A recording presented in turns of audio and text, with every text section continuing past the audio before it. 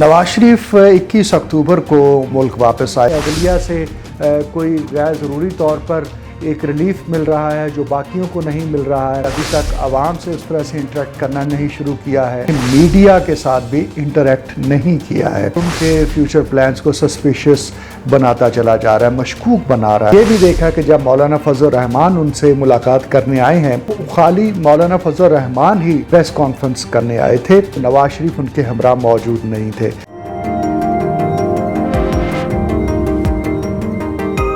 अस्सलाम वालेकुम।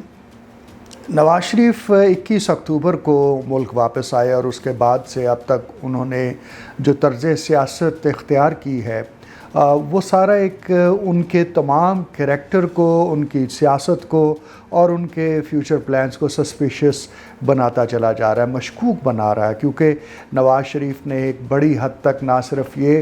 कि अभी तक आवाम से उस तरह से इंटरेक्ट करना नहीं शुरू किया है, और इसके साथ साथ उन्होंने मीडिया के साथ भी इंटरेक्ट नहीं किया है कि जहाँ कहीं हमें उनका थोड़ी बहुत कुछ चीज़ें नज़र आती हैं तो वो इसी हद तक होती हैं कि बस वो कहाँ आ रहे हैं, कहाँ जा रहे हैं और वहाँ क्या बात हुई है, इसके अलावा मीडिया से क्या डिस्कशन होगी। हत्ता कि हमने ये भी देखा कि जब मौलाना फजल रहमान उनसे मुलाकात करने आए हैं तो खाली मौलाना फजल रहमान ही प्रेस कॉन्फ्रेंस करने आए थे और नवाज शरीफ उनके हमरा मौजूद नहीं थे। तो एक एतबार से नवाज शरीफ ने अपने आप को अलूफ़ किया हुआ है और जैसे वो किसी मुराकबे में हैं या किसी कोई चिल्ला काट रहे हैं। एक चिल्ला तो वैसे शेख रशीद ने भी काटा हुआ है और वो उसके बाद कानों को हाथ लगाते नज़र आते हैं, लेकिन नवाज शरीफ साहब ने जो खामोशी इख्तियार की हुई है वो बहुत पुरस्रार खामोशी है।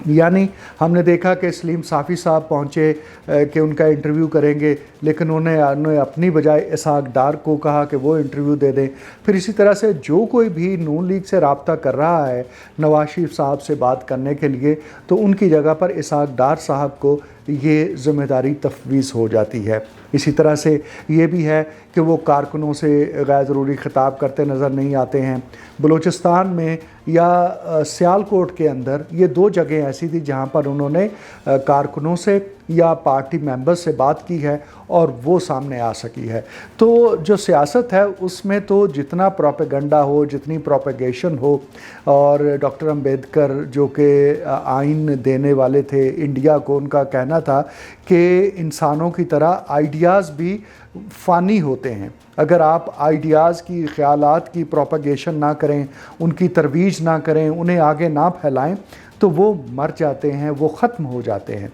तो नवाज शरीफ साहब के जो विचार हैं, जो एक सियासी उनका कद-बुत है, वो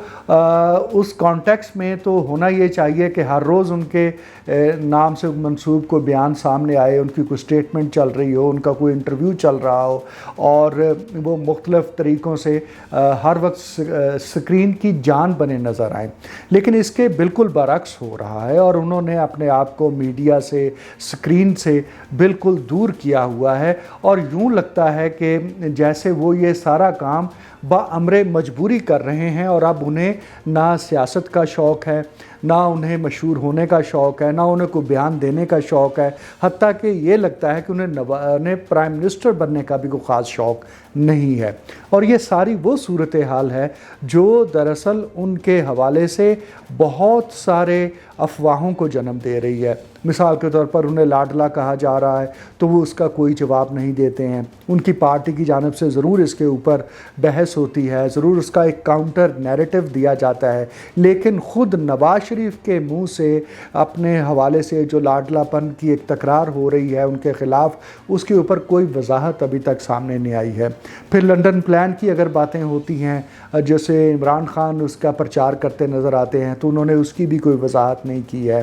फिर ये कि उन्हें अदलिया से कोई गैर ज़रूरी तौर पर एक रिलीफ मिल रहा है जो बाकियों को नहीं मिल रहा है, तो उसके ऊपर भी कोई बात नहीं करते हैं। और इसी तरह से जहां बिलावल भुट्टो तसलसल के साथ ये कहते पाए जा रहे हैं कि लेवल प्लेइंग फील्ड नहीं है, और पीटीआई के लोग कहते पाए जाते हैं कि हमारे पास तो फील्ड ही नहीं है, लेकिन नवाज शरीफ साहब जो हैं इस ज़िम्न में भी कोई एक बात करने को तैयार नहीं है।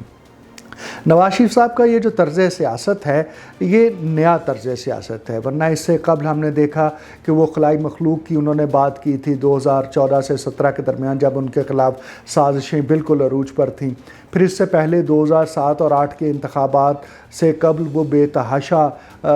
ریلیوں سے خطاب کرتے نظر آتے تھے۔ 90s کے ایرا میں وہ ایک متحرک اور ایک شرارتی سیاستدان کے طور پر دیکھے جاتے تھے کہ کس طرح سے وہ نت نئے آئیڈیاز اور نت نئی باتیں اور انٹرویوز، اور اس زمانے کے جو جرنلسٹ لوگ ان کو کور کرتے تھے،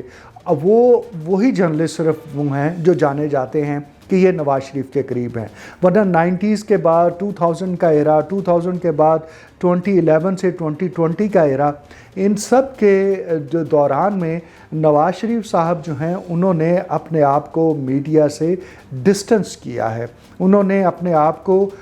جو میڈیا کے اوپر چھائے رہنے کا ایک تاثر ہوتا ہے سیاستدان کا، اس سے دور کیا ہے۔ اور ایسا وہ کیوں کر رہے ہیں یہ ایک بڑا سوال ہے۔ غالباً ایسا ممکن ہے کہ انہوں نے جس طرح کی آ کے تقریر کی کہ میں نے اس سیاست میں اپنی بیگم کو، اپنی ماں کو کھویا، اپنے فادر کو کھویا، اور میں نے اس سیاست میں اتنے بڑے لاسز کیے ہیں۔ گویا کہ ایک شخص جب اپنا انالیسس کرتا ہے اپنی پوری سٹرگل کا، اور اسے نظر آتا ہے کہ اسے ایسے جرائم کی سزا دی گئی ہے جو اس نے نہیں کیے ہوئے تھے، اور اس کے ساتھ ساتھ اسے اس قسم کی مجبور صورتحال کا شکار کیا گیا کہ جس کے اندر وہ اپنے پیاروں کو لحد میں اتارنے کا انہیں موقع نہیں مل رہا تھا، انہیں ان کے جنازے اٹینڈ کرنے کا موقع نہیں مل رہا تھا، اور انہوں نے یہ کہا کہ میں جب واپس گھر آتا تھا تو میری ماں، میری والدہ میرا استقبال کرتی تھی، اور آج جب میں گھر واپس جاؤں گا تو کوئی میرا استقبال کرنے والا نہیں ہوگا۔ تو اس اعتبار سے ایک بہت ٹچی، ایک بہت ایموشنل اور ایک بہت sentimental sort of Nawaz Sharif جو ہیں ہمیں اس سپیچ میں نظر آئے تھے، اور اس کے بعد سے بھی وہ خاموش تباہ شخص کے طور پر نظر آتے ہیں، اور وہ اپنے خلاف ہونے والی ہر بات کا جواب بھی نہیں دیتے ہیں۔ تو یہ جو صورتحال ایسی شو کرتی ہے جیسے اس وقت نواز شریف کو نہیں بلکہ اسٹیبلشمنٹ کو نواز شریف کی ضرورت ہے، اور اسٹیبلشمنٹ چاہتی ہے کہ ان کے پاس کوئی ایک ایسا لیڈر موجود ہو جس کے اوپر ایک کنسنسس ہو، اور جسے وہ اس وقت عمران خان کے مقابلے میں دکھا سکیں۔ بلاول بھٹو صاحب اس حوالے سے سمجھے جاتے تھے، یا آصف زرداری صاحب، ان کا یہ خیال تھا کہ اب ہماری باری آ جائے گی، کیونکہ نواز شریف کے اوپر جو نااہلی کی تلوار لٹک رہی ہے، نواز شریف کے خلاف مقدمات موجود ہیں، نواز شریف کے خلاف یہ ہے، خلاف وہ ہے، لیکن جس طرح سے ان کے مقدمات صاف ہوئے ہیں اور جس طرح سے ان کا استقبال ہوا ہے، اس کے بعد سے تو ہونا تو یہ چاہیے تھا کہ ہر طرف نون لیگ نظر آتی، لیکن اس کے برعکس ہر طرف نون لیگ کے خلاف ایک بیانیہ اور ایک پروپیگنڈا ہے جو سنائی دیتا ہے، جو دکھائی دیتا ہے۔ اس کے باوجود جو شٹر پاور ہے، جو تاجر کمیونٹی ہے، جس میں بڑے حاجی صاحب ہی سارا کچھ کرتے ہیں، میں نے اکثر سے بات کی ہے، اور وہ یہ کہتے ہیں کہ دیکھیں ہم پروٹیسٹ کرنے والے لوگ نہیں ہیں، ہم دکانوں کے شٹر گرا کر احتجاج کرنے والے لوگ نہیں ہیں، جب ووٹ دینے کا وقت آتا ہے ہم اس وقت جا کر نواز شریف کو ووٹ ڈالتے ہیں۔ تو نواز شریف کی یہ جو کانسٹیچوئنسی ہے، یہ جو ٹریڈرز کمیونٹی ہے، یہ جو بزنس کمیونٹی ہے، یہ ایک بہت بڑی کانسٹیچوئنسی، اور بائی دا وے یہ لاہور چیمبر آف کامرس سے ہی نکلے ہوئے یہ اور شہباز شریف دونوں کے دونوں لیڈرز ہیں۔ تو اس کانٹیکس میں نواز شریف جو ہیں وہ اگر جب تک جواب نہیں دیں گے اس وقت تک وہ گرمی نہیں آئے گی سیاست کے اندر، جس میں سوال و جواب کا والی بال کھیلا جاتا ہے، جس میں الزام لگائے جاتے ہیں، پھر جوابی الزام لگایا جاتا ہے، پھر الزام رد کیے جاتے ہیں۔ تو وہ اس قسم کی کوئی کام نہیں کر رہے ہیں، اور بلاول بھٹو جو کہ تسلسل سے ان کے خلاف بولے ہیں، بجائے اس کے کہ نواز شریف اس کا جواب دیتے، آصف زرداری نے بلاول بھٹو کے تمام ایلیگیشنز کے، تمام اعتراضات کے جواب دیے، اور اب پاکستان پیپلز پارٹی آصف زرداری کے بیانات کی وضاحت دیتی نظر آتی ہے، لیکن مجال ہے جو نواز شریف نے اس پر کوئی لب کشائی کی ہو۔ ایسا کیوں ہوتا ہے اور ایسا کیوں ہو رہا ہے، اس کے کچھ تو ہم نے وجوہات ڈھونڈنے کی کوشش کی ہیں، باقی اگر آپ کو کچھ سمجھ آتی ہوں تو ضرور ہم سے شیئر کیجئے۔ شکریہ۔